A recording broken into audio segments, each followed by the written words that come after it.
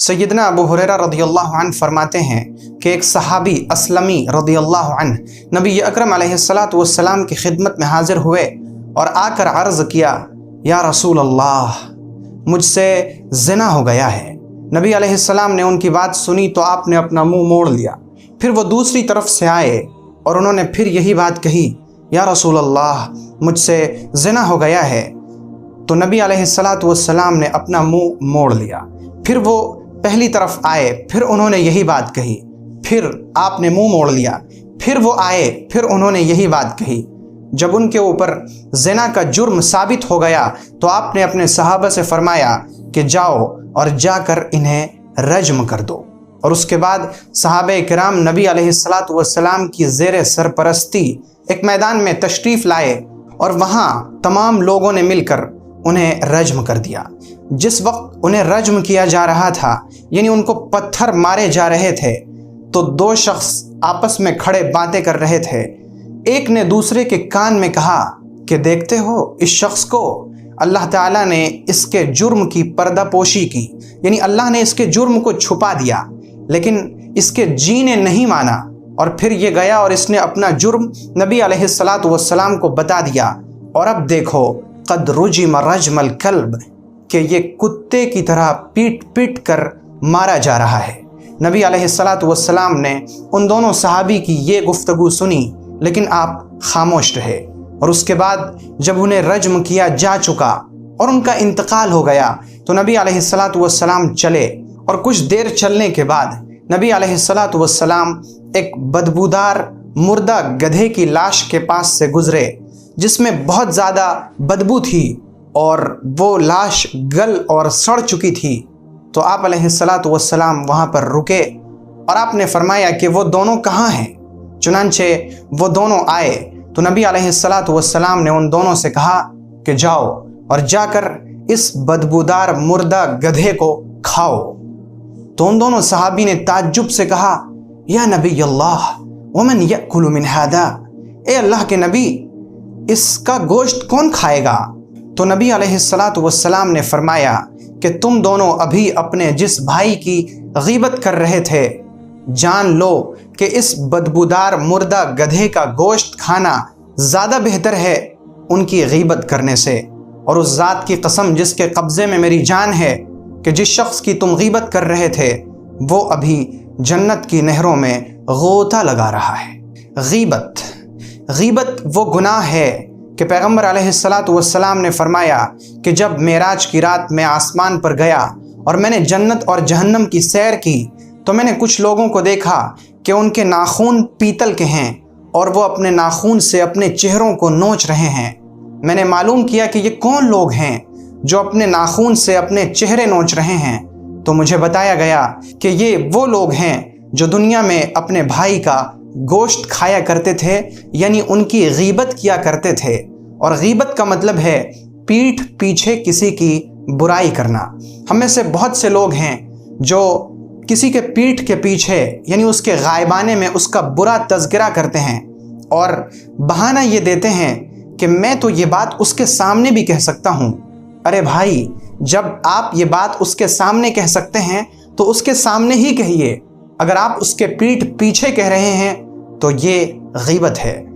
अब आप कहेंगे कि अगर किसी शख्स में कोई बुराई है तो उस बुराई का तज़किरा करना क्या गीबत है?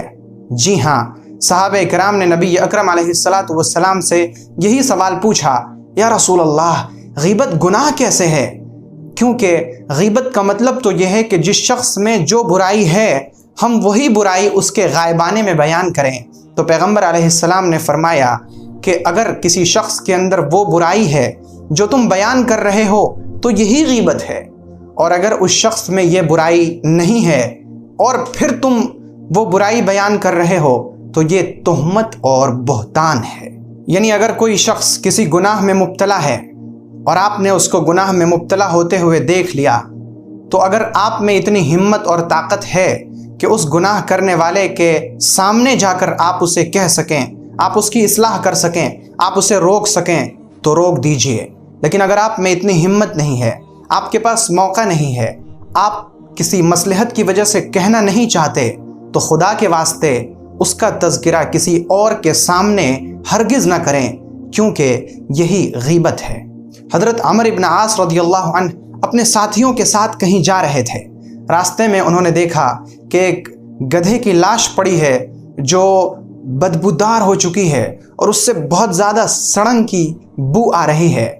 تو آپ نے اپنے ساتھیوں سے فرمایا کہ سنو، اس کا گوشت کھانا زیادہ بہتر ہے اس سے کہ تم اپنے کسی مسلمان بھائی کی غیبت کر کے اس کا گوشت کھاؤ۔ اور قرآن پاک میں اللہ رب العزت کا فرمان ہے، یا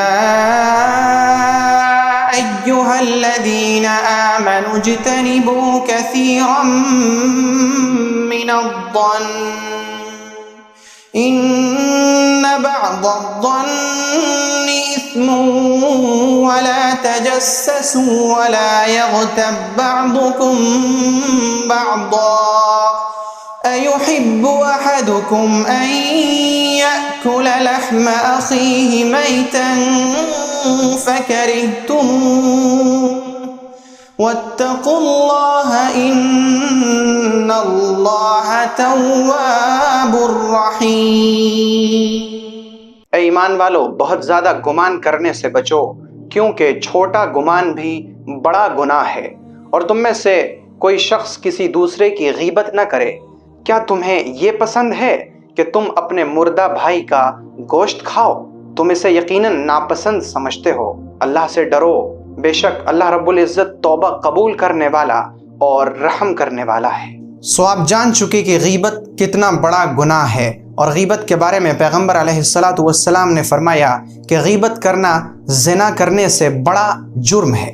اور ایک بات اور یاد رکھ لیجئے کہ جو شخص اپنے کسی بھی مسلمان بھائی کی عزت کے پیچھے پڑتا ہے تو اللہ تعالیٰ اس شخص کو رسوا کر دیتے ہیں، چاہے وہ اپنے گھر کے کسی کمرے کے اندر ہی چھپا کیوں نہ رہے۔ اگر وہ اپنے اونٹ کی کجاوے میں بھی چھپ جائے تو اللہ رب العزت اس شخص کو ذلیل اور رسوا کر دیتے ہیں۔ اس لیے نہ کسی مسلمان کی عزت کے پیچھے پڑیے، نہ اس کی غیبت کیجیے، نہ اس پر تہمت لگائیے، نہ اس پر بہتان باندھیے، نہ آپ بدگمانی کیجیے کہ یہ ایسا کرتا ہوگا، یہ یہاں جاتا ہوگا، یا یہ وہ چیز کھاتا ہوگا، یا یہ اس سے بات کرتا ہوگا۔ اس طرح کے الزام لگانا یا اس طرح کی غلط رائے قائم کرنا، اس طرح کا غلط گمان رکھنا اللہ رب العزت کے نزدیک بہت بڑا جرم ہے۔ چاہے وہ ہماری نظر میں اور ہمارے ذہن میں چھوٹا ہی ہے، لیکن اللہ کے نزدیک بہت بڑا جرم ہے۔ اللہ تعالی ہمیں بھی اور آپ کو بھی ان سب برائیوں سے رکنے اور بچنے کی توفیق عطا فرمائے۔